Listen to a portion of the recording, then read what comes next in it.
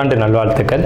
அதாவது நம்ம தமிழர்கள் தமிழ் புத்தாண்டை தான் நம்ம விசேஷமாக கொண்டாடணும் அப்படின்ற ஒரு அமைப்பில் இந்த தமிழ் புத்தாண்டு அப்படிங்கிறது வரக்கூடிய ஏப்ரல் 14ஆம் தேதி தொடங்க இருக்குது. நம்மளுடைய தமிழர்களுடைய ஒரு பண்பாட்டில், நம்மளுடைய கணித முறைகளில், நம்மளுடைய சாஸ்திர முறைகளில் முன்னோர்கள் வகுத்து கொடுத்தது எது அப்படின்னு கேட்டிங்கன்னா சித்திரை 1 தான் நமக்கு தமிழ் புத்தாண்டு. பிறக்க போகிற தமிழ் புத்தாண்டு இந்த சித்திரை 1 அப்படிங்கிறது விஸ்வாசு வருடம். அதாவது 60 வருடங்கள் தமிழருக்கு பிரபவ விவ சுக்ல பிரமோத்துத பிரமோத்பத்தி ஆங்கிரச ஸ்ரீமுக பவ யுவ தாது ஈஸ்வர வெகுதானியா அப்படின்ட்டு 60 வருடங்கள் தமிழ் வருடங்கள் கொடுக்கப்பட்டிருக்கு. அதில் 39வது வருடமானது விஸ்வாசு வருடம்.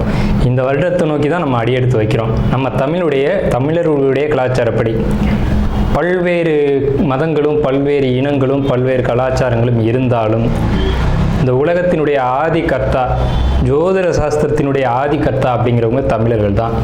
அப்படிங்கிறதுல எல்லளவு கூட மாற்றம் இல்லை. அப்படிங்கிறத நீங்கள் நல்லா புரிஞ்சுக்கணும். இந்த உலகத்துக்கு சாஸ்திரத்தையும் நாள்காட்டியும் வான சாஸ்திரத்தையும் தொகுத்து கொடுத்தவங்க யாருன்னு கேட்டால் நம்ம தமிழர்கள். நம்ம தமிழ் புத்தாண்டை நம்ம மற்றவங்களுக்கு கொடுத்துட்டு மற்றவங்களுடைய கேலண்டர் எடுத்து நம்ம பயன்படுத்திட்டு இருக்கோம். இது மிகப்பெரிய ஒரு தவறு. இந்த இடத்துல நம்மளுடைய தமிழ் புத்தாண்டை நம்ம பின்பற்றணும்னு சொல்லி ஒரு வேண்டுகோளை நம்ம வச்சுட்டு இந்த தமிழ் புத்தாண்டு எப்படி இருக்குது அப்படிங்கிற அமைப்பையும், தமிழ் புத்தாண்டு என்ன, தமிழ் புத்தாண்டுடைய சிறப்புகளையும் நம்ம பேசுவோம். நாள் என் செய்யும் வினைதான் என் செய்யும் என்னை நாடி வந்த கோள் என் செய்யும் கொடுங்கூற்று என் செய்யும் கூரேசர் இருந்தாலும் சிலம்பும் சதங்கையும் தண்டையும் சண்முன் தோளும் கடம்பும் என் கண்முன் வந்து தோன்றினேன். அதாவது நம்மளுடைய தமிழ் கடவுள் அப்படிங்கிறவர் முருகன் தாங்க. அகத்தியருக்கு தமிழை கற்றுக் கொடுத்தவர் யாருன்னு கேட்டிங்கன்னா முருகன் தாங்க. முருகன் தான் தமிழ் கடவுள். அதாவது அவருடைய பிறப்பு வேணா நம்ம சிவன் பார்வதி அப்படி இப்படின்னு நம்ம சொல்லலாம். ஆனால் தமிழுக்கென்ற ஒரு கடவுள், தமிழினுடைய ஆதி கர்த்தா அப்படிங்கிறவங்க யாருன்னு கேட்டிங்கன்னா முருகன் தான். ஸோ அதனால் நம்ம முருகனை வணங்கி நம்ம இந்த பதிவை தொடர்வோம். சித்திரை 1 அப்படிங்கிறது ஏப்ரல் 14ஆம் தேதி ஆங்கில கணக்குப்படி. ஆங்கில கணக்கை தயவு செஞ்சு யாரும் எடுத்துக்க வேணாம். ஆங்கில நாள்காட்டி தவறானது தான். இது நம்ம சவால் விட்டே சொல்லலாம். ஒரு 15 நாட்கள் ஆங்கில நாட்காட்டியில் காணாமல் போய் அதை தேடி கண்டுபிடிச்சி அதுக்காக நாட்களை திருத்தின ஒரு வரலாறு நம்ம வரலாறு இருக்குது. நல்லா தெரிஞ்சுக்கோங்க. இன்னையிலேருந்து இன்னும் நூற்றுக்கணக்கான வருடங்களுக்கு கிரகணத்தை ஆதி காலத்திலே குறித்து வச்சுருக்காங்க நம்ம முன்னோர்கள். ஸோ அப்படிப்பட்ட நம்மளுடைய தமிழ் வருடப்பிறப்பான விஸ்வாச வருடப்பிறப்பு எப்படி நடக்குது அப்படின்னு பார்த்தீங்கன்னா, திங்கட்கிழமை அன்னைக்கு பிரதமை திதியில் சுவாதி நட்சத்திரத்தில் வஜ்ரம் நாமயோகத்தில் கௌளவ கரணத்தில் பிறக்க இருக்குது. இந்த சித்திரை 1 தாங்க கேரளாவில் ஐயப்பனுக்கு நடை திறப்பு முதல்ல நடக்கக்கூடிய நாள். அப்படின்னா சித்திரை விசு அப்படின்னு சொல்லுவாங்க. விசு அப்படின்னா சமப்படுத்துதல் அப்படின்னு பேர். சித்திரை விசு அப்படிங்கிறத கேரளாவில் விசேஷமாக கொண்டாடுறாங்க. ஏன்னா நம்மகிட்டேருந்து பிழிஞ்சு போன ஒரு மொழி மலையாளம் அப்படிங்கிறது. சரி, விஸ்வாசு வருடத்துக்கு நம்ம முன்னோர்கள் என்ன விளக்கம் கொடுத்துருக்காங்க அப்படின்னா, விஸ்வாசு அப்படின்ற சொல் நேர்மை, நீதி, செல்வம் அப்படின்னு உயர்ந்த ஒரு அர்த்தத்தை வச்சுருக்காங்க. நம்முடைய தமிழ் மொழிக்கு நம்ம தமிழ்லேயே அர்த்தங்கள் தேட வேண்டிய ஒரு காலகட்டம் வந்தாச்சு.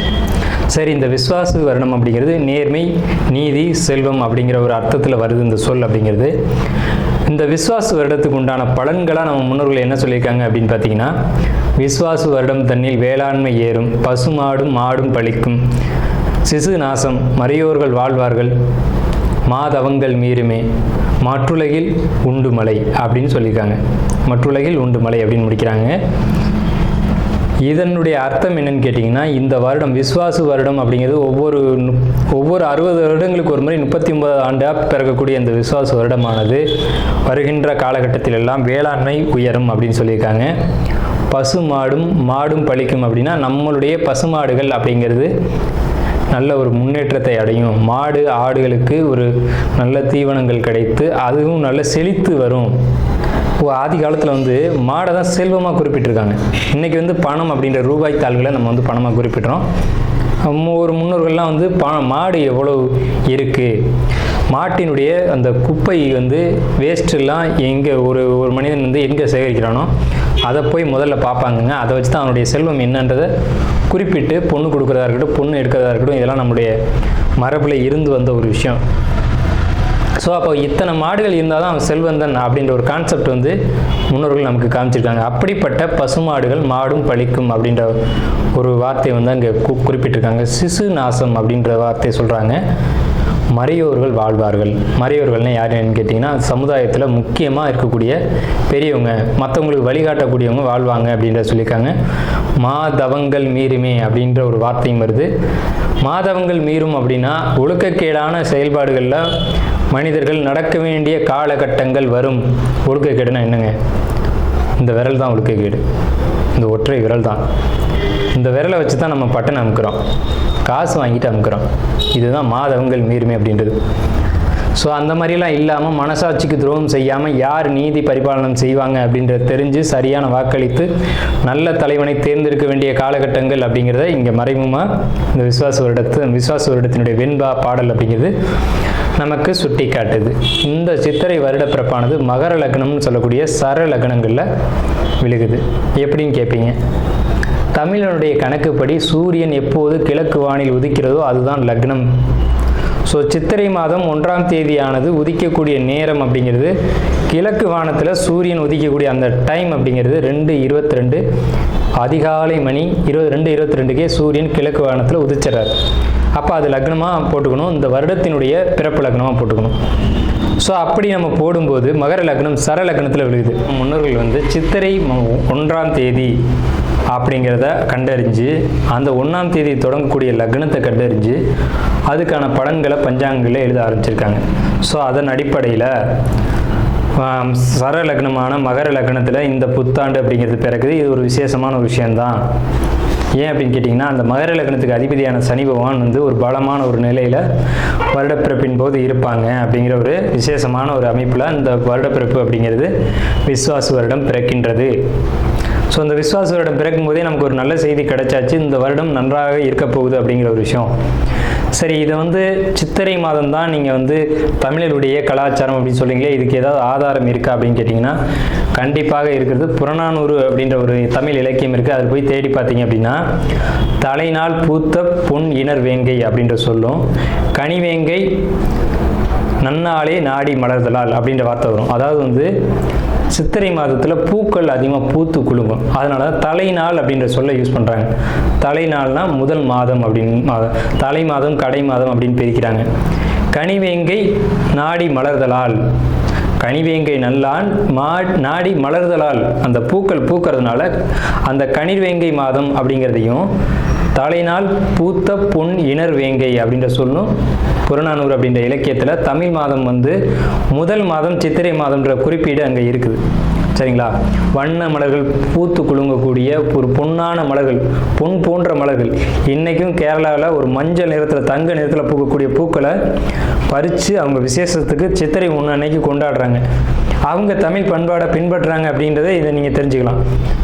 சரிங்களா? இப்போ இந்த சித்திரைக்கு அதிதேவதை யாருன்னு கேட்டிங்கன்னா மகாவிஷ்ணு. மகாவிஷ்ணு தான் காக்கக்கூடிய கடவுள் அப்படின்னு சொல்கிறாங்க. மகாவிஷ்ணு எங்கும் நிறைந்தவர் அப்படின்னு சொல்கிறாங்க. சரிங்க சார், சித்திரை மாதம் விசேஷங்களை கொண்டாடலாமா அப்படின்ற ஒரு கேள்வி வரும். 100க்கு 100% கொண்டாடலாம். ஏன்னு கேளுங்க. இதுக்கு உதாரணம் ராமர் தான். ராமர் பட்டாபிஷேகம் ஏற்ற மாதம் எதுன்னு கேட்டிங்கன்னா சித்திரை மாதங்க. அப்போது விலக்கப்பட்ட மாதங்கள் அல்ல, இது விசேஷத்துக்கு ஏற்றுக்கொள்ளப்பட்ட மாதம் எதுன்னு கேட்டிங்கன்னா சித்திரை மாதம்தான். பகவத்கீதையிலே ஒரு வார்த்தை வருது, ருதுக்களில் நான் வசந்த ருதுவாக இருக்கிறேன் அப்படின்னு கிருஷ்ணன் சொல்கிறார். நம்மளுடைய வாக்கியம்ல, இது பகவானுடைய சொல். அப்போ வசந்த ருது அப்படின்றது எதுன்னு கேட்டிங்கன்னா சித்திரை 1 தான் வசந்த ருதுனுடைய தொடக்கம். வசந்த காலம் அப்படிங்கிறது வெயில் காலம் அப்படின்னு தான் பேர், கோடை காலம் அப்படின்னு பேர். வசந்த காலமானது சித்திரை வைகாசி, இந்த 2 மாதத்தையும் வசந்த காலம் அப்படின்னு குறிப்பிடுறாங்க சமஸ்கிருதத்தில். அப்போ இந்த வசந்த காலம் எனக்கு பிடித்த ருது அப்படின்னு சொல்கிறாரு கிருஷ்ணர். ஸோ ராமர் பட்டாபிஷேகம் ஏற்றுக்கிட்ட நாட்கள் எது அப்படின்னு கேட்டிங்கன்னா சித்திரை மாதம். அப்போ சித்திரை மாதம் புது வீடு வாங்கலாம், புது வீடுக்கு கிரகப்பிரவேசம் பண்ணலாம், புது மனை எழுப்பலாம், மனை சம்பந்தப்பட்ட விஷயங்கள், மங்கள காரியங்கள், இது எல்லாம். மக நட்சத்திரத்துக்கு என்ன மாதிரி பலன்கள் நடக்கும்? சிம்ம ராசியில் கூடிய இந்த மக நட்சத்திரக்காரங்களுக்கு குழப்பங்கள் அதிகரிக்கும். ஃபஸ்ட்டு. ரெண்டாவது விஷயம், குழப்பங்கள் அதிகரித்தாலும் மூத்தவங்க, பெரியவங்க, நண்பர்கள் இவருடைய சப்போர்ட் கிடைக்கும். அந்த சப்போர்ட் மூலமாக நீங்கள் எல்லா குழப்பங்களையும் வென்று நீங்கள் ஜெயிச்சு வரலாம். அரசு உத்தியோகத்தில் இருக்கக்கூடியவங்களுக்கு ஒரு செக் விழுகும். அது என்ன செக்குன்னு கேட்டிங்கன்னா, லஞ்சம் வாங்கலாமா கூடாதா, வாங்கியே ஆகணுன்ற கட்டாயத்துக்கு நீங்கள் தள்ளப்படுவீங்க. ஆனால் உங்கள் மனசாட்சிக்கு விரோதமாக செயல்படாதீர்கள், அது உங்களுக்கு பாதிப்பை ஏற்படுத்தும். ஸோ மனசாட்சிக்கு உட்பட்டு செயல்படக்கூடிய மக நட்சத்திரக்காரங்களுக்கு இந்த விசுவாச வருஷம் வெற்றி தான். இந்த சிம்ம ராசியை பொறுத்த வரைக்கும் உங்களுடைய கேரக்டர் எப்படி இருக்கும் அப்படின்னு பார்த்தீங்கன்னா, ரொம்ப நேர்மையான கேரக்டர். சில சமயங்களில் குழந்தைத்தனமான அமைப்புலையும் நீங்கள் இருப்பீங்க. அதாவது நேர்மை தவறி ஒருத்தர் நடந்துக்கிட்டாங்க அப்படின்னா அவங்கள ரொம்ப மோசமான வழியில், அதாவது அவங்க இருக்கிற பக்கம் கூட தலை வச்சு படுக்காத ராசி யாருன்னு கேட்டிங்கன்னா சிம்ம ராசி தான். அதே நேரத்தில் நேர்மையாக ஒருத்தர் இருக்கார் அப்படின்னா அவர் எந்த நிலையில் இருந்தாலும் அவரை அரவணைச்சு போவாங்க. பணம், காசு, பெயர், புகழ் அதெல்லாம் எதிர்பார்க்க மாட்டாங்க. இப்போ இந்த சிம்ம ராசியில் வந்து நிறைய தலைவர்கள் முக்கியமானவங்கெல்லாம் அவதரிச்சிருக்காங்க, அது நமக்கு தெரியும். அப்போ அவங்களுடைய மெரிட்டான குணம் பாருங்கள் எந்த அளவுக்கு இருந்தது அப்படின்றது உங்களுக்கு தெரியும். எல்லாம் உலகத்துக்கு தெரிஞ்ச விஷயந்தான். சிம்மம் அப்படின்னாலே நேர்மை, அப்புறம் பார்த்திங்கன்னா குழந்தைத்தன்மை அப்படிங்கிறது அவங்களுக்குள்ள இயல்பாகவே இருக்கும். சரி, இவங்களுக்கு நேர்மை தான் ரொம்ப முக்கியமான ஒரு விஷயமே. இவங்களோட சேர்ந்து பயணிக்கணும் அப்படின்னா நம்ம நேர்மையோடு இருக்கணும். நேர்மை தவறி நடந்துக்கிட்டோம் அப்படின்னா நம்மளை ஒருபோதும் வச்சுக்க மாட்டாங்க, கிட்டவே வரமாட்டாங்க. அதாவது ரொம்ப நாள் பழக்கமாக இருக்கும், ஒரு 10 வருஷம் 15 வருஷம் பழக்கம் கூட ஒரு சின்ன செயல்களால் அவங்கள தூக்கி எஞ்சிட்டு போகிறது, அந்த ரோசத்தன்மைகள் அப்படிங்கிறதுலாம் சிம்மத்துட்டு அதிகமாக இருக்கும். பெரும்பாலும் ஒரு குடும்பத்தில் கடைசி குழந்தை சிம்மத்தில் பிறக்கும். 2 குழந்தை 3 குழந்தை அப்படின்னு பார்த்தீங்கன்னா அந்த 2வது குழந்தையோ 3வது குழந்தையோ சிம்மத்தில் பிறந்திருக்கும். அப்போ சிம்மம் அரசாளும் அப்படின்ற ஒரு அமைப்பெல்லாம் இருக்குது. சரி, இந்த சிம்ம ராசிக்கு விசுவாச ஆண்டு எப்படி இருக்குது அப்படிங்கிறத நாம் பார்ப்போம். பொதுவாகவே இந்த 12 ராசிகளுக்குமே விசுவாச வருஷம் ரொம்ப நல்ல பலன்கள் தான் சொல்லியிருக்கு. விசுவாசு வருடம் தண்ணில் வேளாண்மை ஏறும் அப்படின்ற மாதிரி தான் அந்த வருடம் இருக்குது. பசுமாடு ஆடும் வலிக்கும், மாதவங்கள் மீறும், மறையோர்கள் வாழ்வார்கள், மற்றுலகில் உண்டு மழை அப்படின்னு சொல்லியிருக்காங்க. ஸோ அந்த அடிப்படையில் பார்க்கும்போது இந்த ஆண்டு நல்ல செழிப்பான மழை இருக்குது, நல்ல விளைச்சல் இருக்குது. பசுமாடு ஆடு மாடுகள் நல்ல செழிக்கும். தவங்கள் பண்ணக்கூடியவங்க மட்டும் கொஞ்சம் அந்த ரிஷிகள் ஞானிகளுக்கு மட்டும் கொஞ்சம் இடர்கள் வரும் அப்படிங்கிற மாதிரியும், மாதவங்கள் மீறுமே அப்படின்னு சொல்லியிருக்காங்க. அதே மாதிரி மறையோர்கள் வாழ்வார்கள். மறையோர்கள் அப்படின்னா ஒரு முக்கியமான பெரியவங்க, நீதியை சொல்லக்கூடியவங்க, தர்ம வழியில் நம்மளை அழைச்சிட்டு போகக்கூடியவங்க அப்படின்னு அர்த்தம். இவங்கெல்லாம் நல்லபடியாக வாழ்வாங்க அப்படிங்கிறத சொல்லியிருக்காங்க. ஸோ அப்படிப்பட்ட கான்செப்டில் இருக்கக்கூடியவங்க தான் சிம்மராசிக்காரங்க. எப்போவுமே ஒரு நீதி நேர்மைக்கான விஷயங்கள், பாரம்பரிய விஷயங்கள் இதெல்லாம் யார் ஃபாலோ பண்ணுவாங்க அப்படின்னா சிம்ம ராசியில் பிறந்தவங்க தான் ஃபாலோ பண்ணுவாங்க. அப்படிப்பட்ட உங்களுக்கு நல்ல பலன் இருக்குன்றதை பாடலே சொல்லிச்சு. இந்த ஆண்டினுடைய அந்த 60 வருட வெண்பாலையே அதை பற்றி உங்களை பற்றி குறிப்புகளை சொல்லியிருக்காங்க. மறையோர்கள் அப்படின்னு உங்களை மென்ஷன் பண்ணியிருக்காங்க. ஸோ மறையோர்கள் வாழ்வார்கள் அப்படின்ற கான்செப்ட் இருக்குது. ஸோ அந்த அடிப்படையில் இந்த ஆண்டு கிரக நிலைகளை ஒட்டி நம்ம பார்க்கும்போதும் கிரக நிலைகளும் உங்களுக்கு சாதகமான நிலையில் இருக்குங்க. அதான் ஒரு பெரிய பாசிட்டிவான விஷயம். உங்களுக்கு இந்த காலகட்டம் அஷ்டமச்சனி அப்படின்றதெல்லாம் சொல்லிகிட்டு இருப்பாங்க, அப்படிலாம் கிடையாது. கிரக நிலைகள் ஒட்டுமொத்தமாக பார்க்கும்போது உங்களுக்கு பாசிட்டிவான நிலையில் இருக்குது. அதாவது உங்களுக்கு இந்த ஆண்டு என்ன விஷயங்களுக்கெல்லாம் பாசிட்டிவாக இருக்குது அப்படின்னு பார்த்தீங்கன்னா, பெரிய மனிதருடைய தொடர்பு கிடைக்கும். இந்த காலகட்டத்தில் குழப்பங்கள் கொஞ்சம் அதிகரிக்க தான் செய்யும். மன அழுத்தங்கள், மனக்குழப்பங்கள், தேவையில்லாத எண்ணங்கள், சஞ்சலங்கள் இதெல்லாம் கொடுத்தாலும் கூட நண்பர்கள், மூத்தவங்க, குடும்பத்தில் பெரியவங்க இவங்கெல்லாம் சப்போர்ட் பண்ணுவாங்க. வருமானம் நல்லா இருக்குமா சார் அப்படின்னு கேட்டிங்கன்னா, ஜாப்பில் இருக்கக்கூடிய சிம்ம ராசி சிம்ம லக்னம் அல்லது கடுமையாக உழைப்பை செலுத்தக்கூடிய தொழிலில் இருக்கக்கூடிய சிம்ம ராசி சிம்ம லக்னம் நிச்சயமாக பெரிய அளவு வருமானத்தை பார்ப்பாங்க. அது மாற்றமே இல்லை. எப்படின்னு கேட்டிங்கன்னா, கடுமையான உழைப்பு இருக்கணும். மூத்தவங்க பெரியவங்க இவங்களுடைய சப்போர்ட் பெரிய அளவில் கிடைக்கும். இப்போ சிம்ம ராசியாக இருந்தாலும் சரி, சிம்ம லக்னமாக இருந்தாலும் சரி, 2 பேருக்குமே இது பொருந்தும். பொருளாதார தடை ஏற்படுற மாதிரியான ஒரு சூழல்கள் தெரியும், உண்டு தான், இல்லைன்னு சொல்கிறதுக்கு இல்லை. ஆனால் இருந்தாலும் இந்த காலகட்டத்தில் பொருளாதார தடைகள் ஏற்பட்டாலும் நண்பர்கள் மற்றும் பெரியவங்களுடைய உதவி அப்படிங்கிறது பெரிய சப்போர்ட்டிவாக இருக்கும். தந்தை வழியில் அல்லது தந்தை மகன் வழியிலையோ தந்தை மகள் வழியிலையோ உறவுகளுக்குள்ளே கொஞ்சம் நெரிசல்கள் வரும். அரசியலில் இருக்கக்கூடியவங்க, அரசியல்வாதிகளுக்கு பொறுத்த வரைக்கும் மக்கள்கிட்ட அதிருப்தியும் எதிர்ப்பும் உங்களுக்கு உருவாகும். மாணவர்களை பொறுத்த வரைக்கும் நல்லா படிப்பாங்க அப்படின்னு தான் சொல்லணும். இருந்தாலும் இந்த ஆண்டு உங்களுக்கு படிப்பில் தேவையில்லாத ஒரு பிரேக் அப்படிங்கிறது விழுகும். ஸ்கூல் சரியாக போக முடியல அப்படிங்கிற ஒரு கான்செப்ட், உடம்பு சரியில்லைன்னு சொல்லக்கூடியதோ அல்லது ஏதேனும் விபத்துக்கள், தடுமாற்றங்கள், அதாவது ஒரு சின்ன காயங்கள் படுறது, விபத்து ஏற்படுறது, அதனால் நான் பள்ளிக்கூடம் போகலை அப்படின்னு சொல்லக்கூடிய ஒரு அமைப்புகள் அப்படிங்கிறதெல்லாம் இந்த காலகட்டத்தில் உண்டு. ஏதேனும் ஒரு காரணம் காட்டி நீங்கள் வந்து பள்ளிக்கூடம் போகாமலேயோ ஸ்கூல் போகாமலேயோ தடைகளை ஏற்படுத்தக்கூடிய ஒரு அமைப்பு உண்டு. வெளியூர் வெளிநாட்டு பயணங்களுக்கான வாய்ப்புகளை கொடுக்கும். அதை முடிஞ்ச வரைக்கும் நீங்கள் தவிர்த்துக்கோங்க. அது ஒரு சிறப்பான அமைப்பு அப்படிங்கிறதுக்கு இல்லை. வெளியூர் வெளிநாடு பயணங்களை பொறுத்த வரைக்கும், ஜாப்பை பொறுத்த வரைக்கும் ஜாப்பில் இருக்கக்கூடிய சிம்ம ராசி சிம்ம லக்னக்காரங்களுக்கு நல்லா இருக்குன்னு ஏற்கனவே சொல்லிட்டோம். இருந்தாலும் பெண்களால் இடையூறுகள் ஏற்படும்.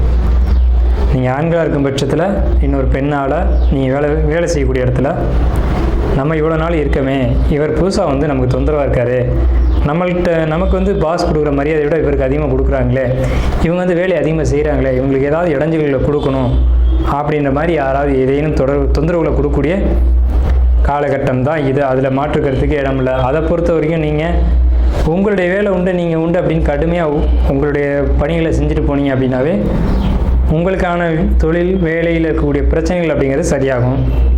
இல்லை அவங்க வந்து அது மாதிரி பண்ணுறாங்க, எனக்கு இருக்க பிடிக்கல, நான் ஒதுங்கிக்கலாம்னு நினைக்கிறேன், அந்த மாதிரியான ஒரு கான்செப்ட் அப்படிங்கிறது இந்த நேரங்களில் உங்கள் மனசுக்குள்ளே வர வேண்டாம். அதே மாதிரி தொழில் பண்ணக்கூடிய சிம்ம ராசி சிம்ம லக்னம் பொறுத்த வரைக்கும் தொழிலில் உங்களுக்கு இடமாற்றம் அப்படிங்கிறது நிச்சயமாக இருக்குது. அந்த இடமாற்றத்தை ஏற்படுத்திக்கோங்க. எப்போவுமே சிம்ம ராசி அப்படின்னாலுமே அது சிறராசின்னு பேர். ஒரு தொழிலாக இருக்கட்டும், ஒரு வீடாக இருக்கட்டும், ஒரு எந்த ஒரு இடமா இருந்தாலும் அந்த இடத்துல நிலையாக இருக்கக்கூடியவங்க யாருன்னா சிம்மம் தான். அதிகமாக வெளிநிலங்களுக்கு பயணமே போக மாட்டாங்க. இருந்த இடத்துலேருந்தே எல்லா வேலையும் செய்யணும்னு நினைப்பாங்க. ஸோ அப்படிப்பட்ட உங்களுக்கு அலைச்சல்கள் இல்லாமல் ஒரு இடத்துலேருந்து இன்னொரு இடத்துக்கு மாறுறது அப்படிங்கிறது ஒரு பிடிக்காத தன்மையாக இருக்கும். ஆனால் இந்த விஸ்வாச ஆண்டில் ஒரு இடமாற்றத்தை கொடுக்கும். அந்த இடமாற்றம் மிகப்பெரிய நன்மைகளை கொண்டு வந்து சேர்க்கும். அதுக்காகவாது நீங்கள் இந்த இடமாற்றத்தை ஏற்படுத்திக்கிங்க. அதாவது பழைய பாடல் ஒன்று உண்டு, எங்களுக்கும் காலம் வரும், காலம் வந்தால் வாழ்வு வரும், வாழ்வு வந்தால் அனைவரையும் வாழ வைப்போமே அப்படின்ட்டு. அந்த மாதிரி உங்களுக்கு வாழ்க்கை வந்தாச்சு, நீங்களும் வாழ போகிறீங்க, அடுத்தவங்களை வாழ வைக்க போகிறீங்க. ஸோ செழிப்பான இந்த விசுவாச ஆண்டு அப்படிங்கிறது சிம்ம ராசிக்கு எல்லா வகையிலையும் முன்னேற்றத்தையும் ஏற்றத்தையும் தர காத்துக்கிட்டு இருக்கு. அப்படிங்கிறதுல மாற்றுக்கிறதுக்கு இடமில்லை. கவனமாக இருக்க வேண்டிய விஷயங்கள் அப்படின்றத பொறுத்த வரைக்கும் உழைக்காமல் வரக்கூடிய வருமானங்களை நீங்கள் ஒருபோதும் ஏற்றுக்காதீங்க. சிம்மம் ஒருபோதும் அதை அக்செப்டன்ஸ் பண்ணாது. அதே மாதிரி நேர்மை நீதி அப்படின்ற விஷயத்த எப்பவும் போல் கவனத்திலே இருங்க. நேர்மை நீதி தவறுனீங்க அப்படின்னா அதுக்கான தண்டனைகள் உடனடியாக கிடைக்கும். ஸோ நேர்மையான வழியில் இப்போ அரசு ஊழியராக இருப்பாங்க, ஆனால் லஞ்சம் வாங்காமல் இருப்பாங்க. அவங்க யாருன்னு பார்த்தீங்கன்னா சிம்ம ராசி சிம்ம லக்னமாக இருக்கும். ஒன்று மக நட்சத்திரம் பூர நட்சத்திரம் இவங்களாக தான் இருப்பாங்க. பெரிய உயர் அதிகாரியாக இருப்பாங்க, ஆனால் லஞ்சம் வாங்க மாட்டேன்னு சொல்லுவாங்க. அவங்களுக்கு பூரா இப்போ ஒரு செக் வரும், என்னென்னா வாங்க வேண்டிய கட்டாயத்துக்கு தள்ளப்படுவாங்க. அங்கே எப்போவுமே சிம்மம் மனசுன்னு அர்த்தம். மனசாட்சி மீறிய ஒரு காரியத்தை செய்யாதீங்க. இதுதான் சிம்மத்துக்கு உண்டான பரிகாரம். ஸோ சிம்மத்துக்கு அஷ்டமச்சனி நடக்குது சார். ஆமாம் நடக்குது. பரிகாரம் என்ன சார்? மனசாட்சிக்கு விரோதமாக செயல்படாதீங்க. சிம்மம்ன்றது அந்த வீட்டினுடைய தன்மைகள் அப்படின்னு ஒட்டி பார்க்கும்போது அந்த வீடு ஒரு வனப்பகுதி, அந்த வீட்டில் ஒரு சிங்கம் இருக்குது. அப்போ சிங்கத்து மேலே யார் உட்காந்துருக்கா?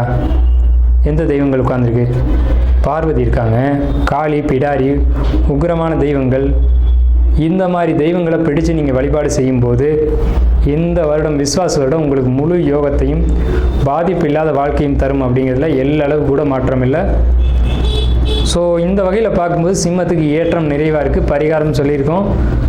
அரசியல்வாதிகள், மாணவர்கள், பெண்கள், அப்புறம் வேலைக்கு போகக்கூடியவங்க, தொழில் பண்ணக்கூடியவங்க, மாணவர்கள், இவங்களை எல்லாத்த பற்றின கருத்துக்களை விரிவாகவும் தெளிவாகவும் சொல்லியிருக்கோம். தயவு செஞ்சு இந்த வீடியோ ஸ்கிப் பண்ணாமல் முழுமையாக பாருங்கள். அப்போ தான் நம்ம என்ன சொல்ல வரோம் அப்படின்ற கருத்து வந்து உங்களுக்கு முழுமையாக கிடைக்கும். நம்ம சேனலில் தொடர்ந்து ஜோதிடம், வாஸ்து மற்றும் பரிகாரங்கள் இது சம்மந்தப்பட்ட விஷயங்களையும் ராசி பலனையும் தொடர்ந்து கொடுத்துட்டே வரோம். தங்களுடைய பொன்னான நேரத்தை ஒதுக்கி முழுமையாக பார்க்கும்படி கேட்டுக்கிறோம். ஸோ இந்த ஒரு வீடியோ பார்த்ததுக்கு நன்றியும் வாழ்த்துக்களும்.